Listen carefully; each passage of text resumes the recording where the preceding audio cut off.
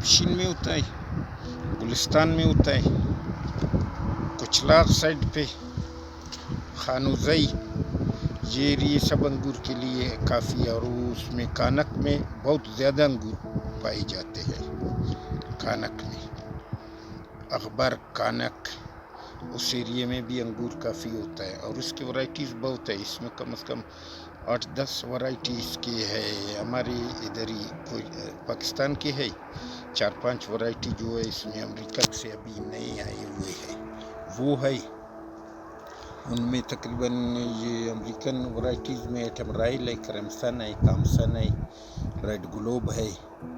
ہماری جو ہے اس پاکستان کی ورائٹیز میں جو ہے کشمیشی ہے، شندخانی ہے، خالچینی ہے، لال یکدانہ ہے، کڈک ہے، سرہ کشمش ہے، اور شیخ علی ہے۔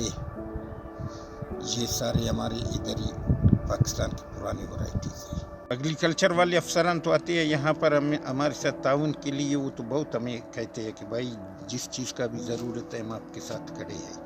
افسران ہیں ہمارے جو ہے، یہ ٹرکل سسٹم بھی ہمیں آ کر دیے ہیں کہ بھائی یہ ٹرکل سسٹم پہ، اور ٹرنل سسٹم بھی مجھے دیا ہے خاص کر انہوں نے، ایگریکلچر والوں نے، وہ تو بہت تعاون کرتے ہیں ہمارے ساتھ۔ سب سے زیادہ ہمارے جو مسائل ہے یہاں پہ، ایک تو پانی کا ہے، پانی ویسر مقدار میں ہمیں ملتا نہیں ہے۔ یہ گریپس تو پھر بھی کم پانی پیتے ہیں۔ ادھر ہمارے یہاں جو زمینداری ہے، کاشتکاری ہے، ان کے لیے کافی پانی کم ہے۔ دوسرا ہماری جو موسم، آج کل ادھر کا موسم بھی گرم ہے، گریپس میں جو ہے زیادہ تر فنگس پیدا ہو رہا ہے، اور یہ فنگس کے لیے جو ہم لوگ دوائی بازار سے جو لاتے ہیں وہ سارے 2 نمبر ہے۔